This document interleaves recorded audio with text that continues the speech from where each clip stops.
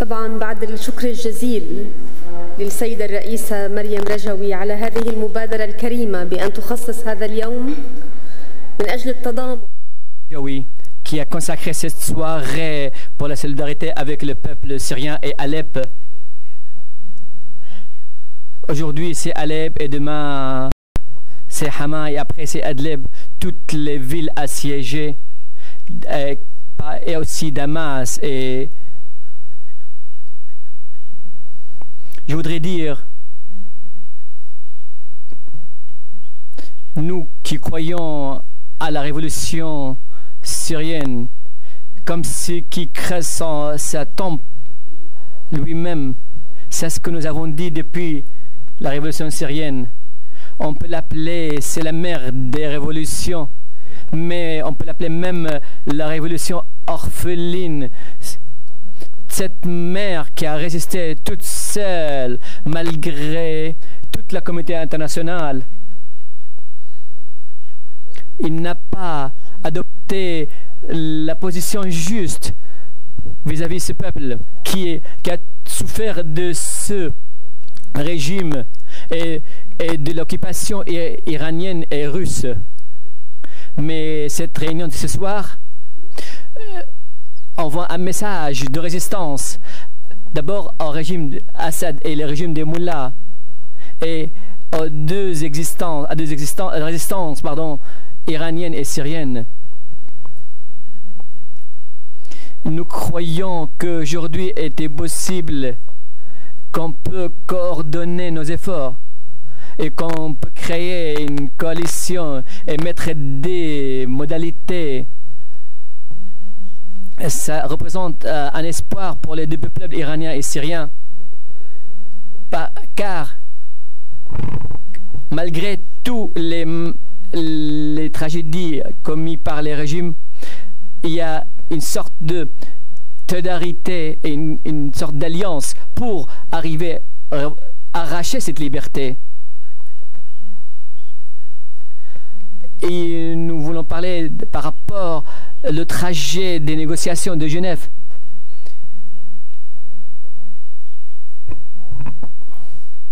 Et vous savez tous que l'Iran a intégré malgré l'opposition de l'opposition syrienne. Est-ce que nous avons posé la question, est-ce que l'Iran a été d'accord sur la conférence de Genève comme une part de solution? Mais la réponse était que l'Iran a voulu prendre du temps pour étudier les recommandations de Genève. Et malgré tout ça, la communauté internationale a ignoré cette affaire. Bien sûr, nous considérons que la communauté internationale aujourd'hui a devant elle une occasion. Et la coalition syrienne, c'est la plus grande, elle, de l'opposition syrienne dans le processus de négociation. Il y a plusieurs coordinations civiles, politiques, militaires. Bien sûr, ils ont payé très cher à travers les groupes armés, les résistants sur le terrain, malgré la présence de Daesh al-Nusra. Et bien sûr, je n'oublie pas les indépendants. Mais le temps passé, nous avons tous alerté tout le monde que le processus politique aujourd'hui est en jeu et tout est menacé de s'écrouler à tout moment. Nous voulons sauver ce processus politique. Celui qui va apporter la solution politique, ce n'est pas seulement la délégation du régime et de l'opposition, mais ce sont les gens, les activités de la société sur le terrain, des conseils locaux, des associations sociales.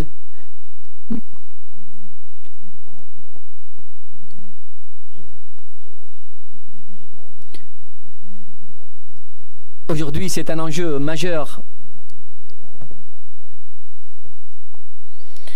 nous avons pu arracher de la communauté nationale. Je voulais dire l'embargo, affamer les gens et libérer les prisonniers.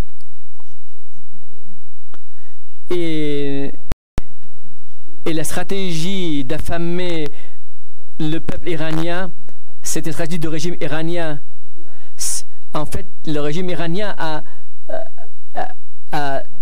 soutenu le régime syrien. Il a rajouté. Cette stratégie était la plus meurtrière par rapport au peuple syrien.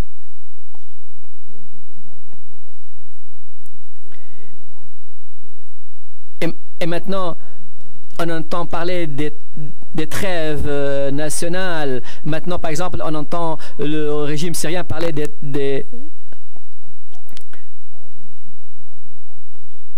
Par exemple, il y a quelques jours, il est rentré à Daraya et il a envoyé, soi-disant, des aides qui ne suffisaient que pour quelques personnes. Et en même temps, le régime bombardait Daraya avec des barils explosifs comme une sorte de vendetta de cette population, à tel point qu'on n'a même pas pu distribuer ces aides.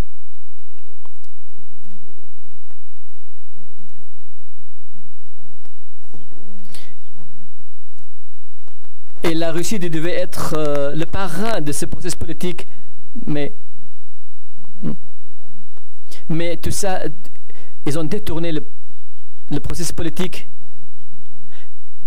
à tel point qu'aujourd'hui, on a la conviction qu'il n'y a plus besoin d'un processus politique.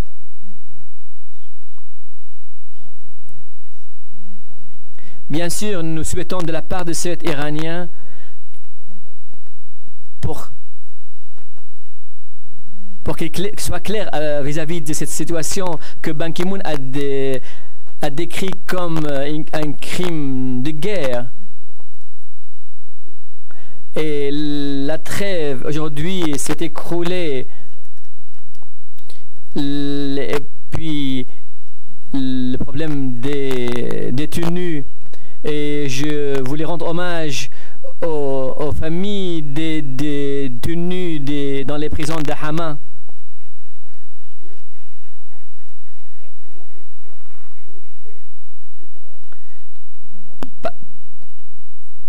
Peut-être le dossier des détenus est le plus difficile. C'est pourquoi il faut mettre en place un comité pour réaliser une action humanitaire et une trêve réelle. La seule solution de ce dossier, c'est faire un échange entre les prisonniers iraniens et les détenus syriens.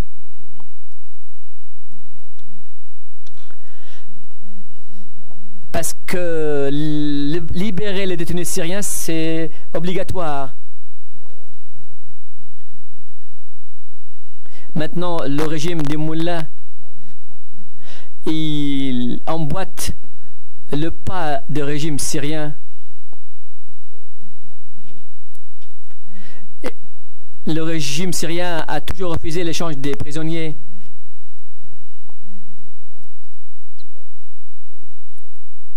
Aujourd'hui même, le régime des moullas, il est d'accord pour libérer quelques officiers iraniens contre les détenus syriens. Nous voulons pratiquement faire un appel au peuple iranien et faire un appel aux mères libanaises pour qu'ils se révoltent, pour qu'ils refusent d'envoyer leurs enfants dans des batailles qui ont pour objectif de laisser Bachar al-Assad au pouvoir. Nous devons crier ensemble contre ce qui se passe aujourd'hui. Aujourd'hui, le régime iranien envoie de plus en plus de forces sur le territoire syrien, seulement pour défendre le régime syrien, qui, bien sûr, représente une garantie pour les intérêts de l'Iran. nous adressons cet appel au peuple iranien et aux mères iraniennes. Et nous voulons dire, sûrement, nous n'allons pas laisser que le régime syrien soit requalifié.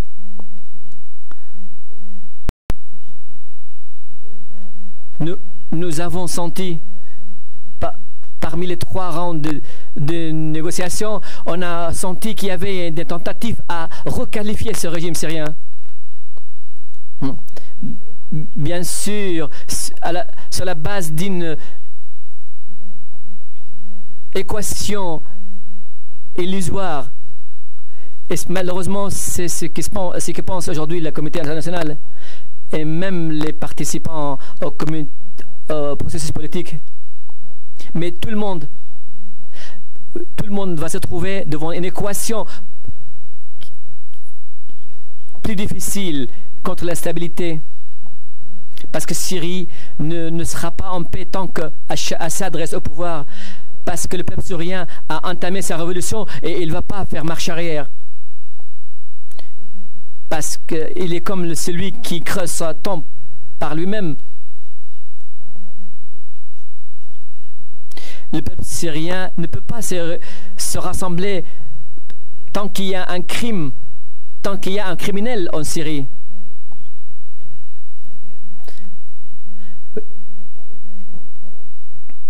Nous voulons qu'il disparaisse ce régime parce que c'est un criminel. Mais le maintien de Assad au pouvoir, même avec des fonctions moindres, ça représentera une insulte au peuple syrien.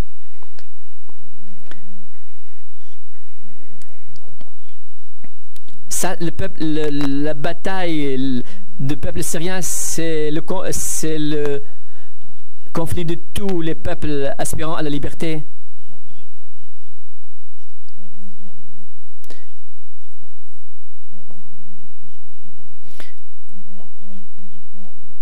Mais Daesh et les autres, ce sont des fabrications mises en place par le régime.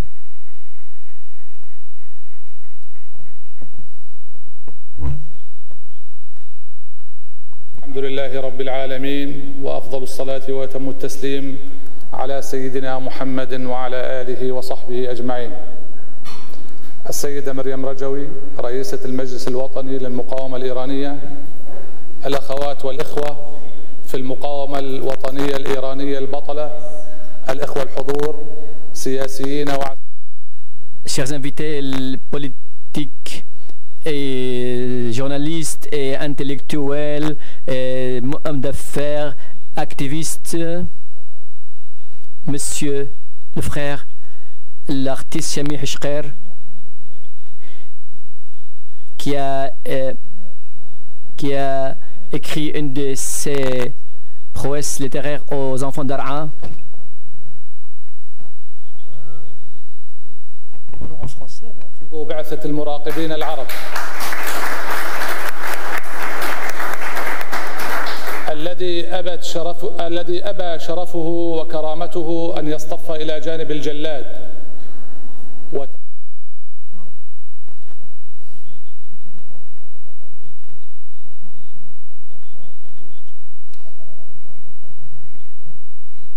À vous tous, je dis assalamu alaikum.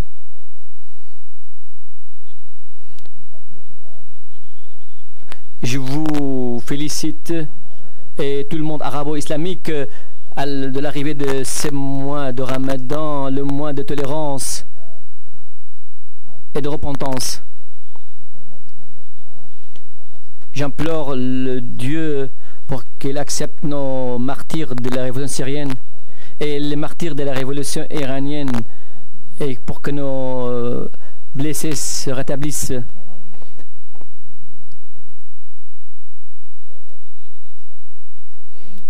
J'aimerais aussi remercier la République française, nos amis, les amis de la résistance iranienne qui nous ont offert cette occasion pour qu'on puisse organiser cette soirée. Et je remercie le Conseil de la résistance iranienne qui a consacré cette soirée pour la plus belle des villes syriennes, qui est Alep, qui fait l'objet des massacres et des privations de nourriture par l'armada militaire russe, iranienne et syrienne, vu au sud de tout le monde, qui reste impuissant.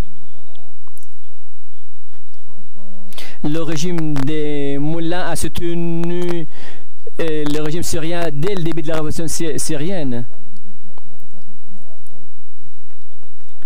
Il a soutenu le régime d'Assad contre toute la population syrienne. Il a tué, massacré, incendié des villes. Et il a commis toute violation en Syrie sur le plan politique et économique et humain. Et le régime iranien a perdu beaucoup de ses membres, beaucoup de ses éléments à Zabadani ailleurs. Il a eu beaucoup de pertes de la part du régime iranien. Et aujourd'hui, le régime iranien est embarrassé à cause des grosses pertes qu'il a subies en Syrie. Et chaque jour, il perd de plus en plus de ses forces d'élite ou de gardes révolutionnaires iraniennes. Et ça, c'est déclaré dans les médias iraniens.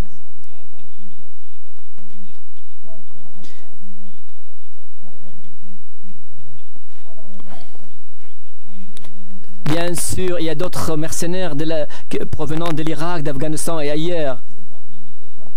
Il y a quelques jours, depuis 15 jours, il y avait une réunion de criminels Soleimani avec des représentants,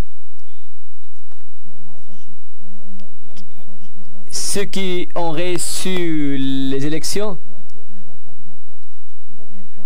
Et ce criminel parlait de l'ampleur des sacrifices que le régime syrien a offert pour défendre le régime d'Assad.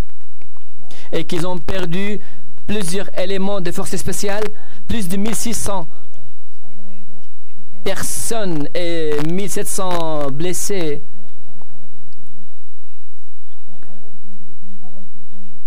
Et le régime iranien essaie d'enterrer les vérités, de cacher la vérité.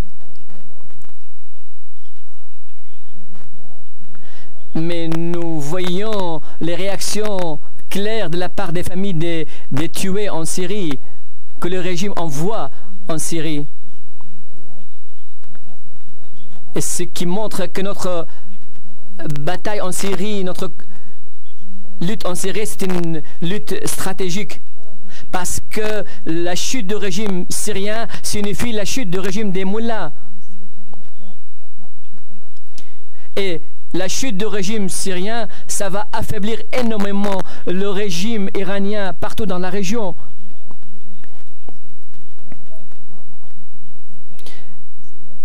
Et la résistance syrienne va aider la résistance iranienne en Iran.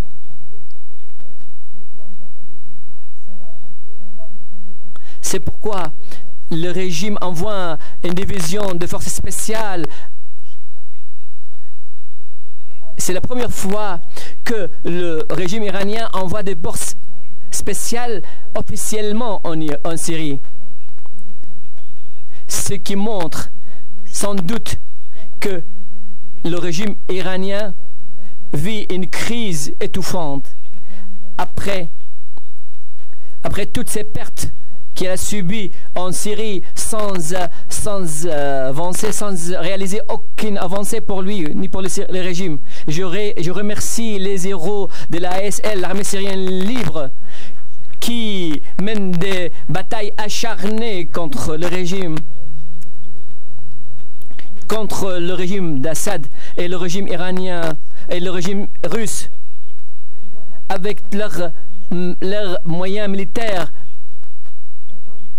Et je remercie les employés et les ouvriers de la défense nationale qui œuvrent jour et nuit pour secourir les enfants sous les abris.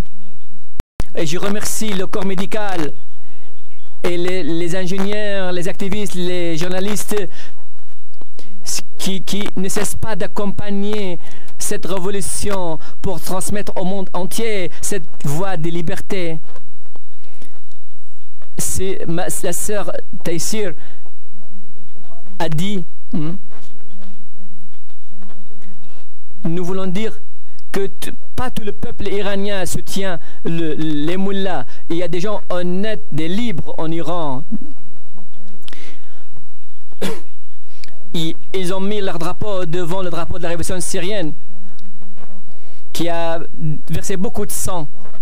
Nous disons à ces gens honnêtes, nous sommes avec vous et notre objectif est un seul objectif et notre bataille est la même. Ce qui nous fait mal vous fait mal aussi. Votre malheur est notre malheur est le vôtre. Ça nous brise le cœur de voir votre malheur.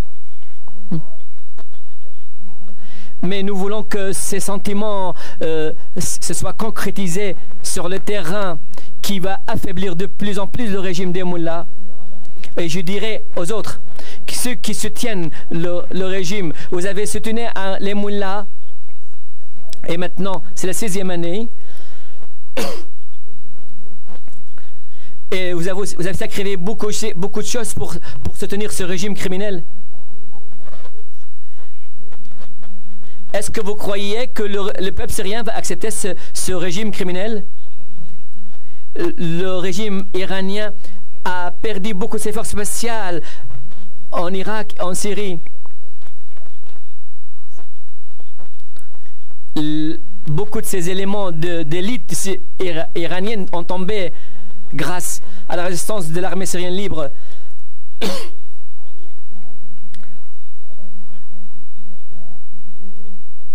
Le régime iranien essaye de noyer toute la région dans une tragédie de sang. Je dis à tout le monde, révoltez-vous, résistez face à ce régime despotique qui ne fait que exporter les guerres partout dans le monde.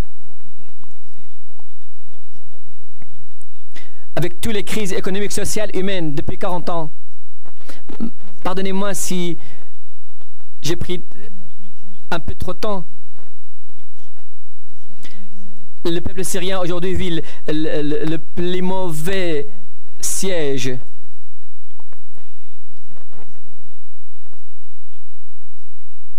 Et hier, le régime, c'était ridicule de dire qu'il a pu faire parvenir les aides à Daraya. Et ils ont oublié que le responsable de ce siège, c'est le régime de Bachar al-Assad.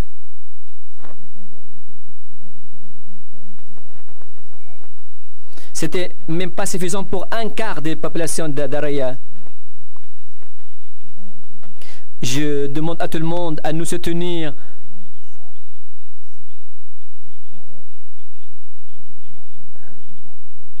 pour convaincre ces organisations des Nations Unies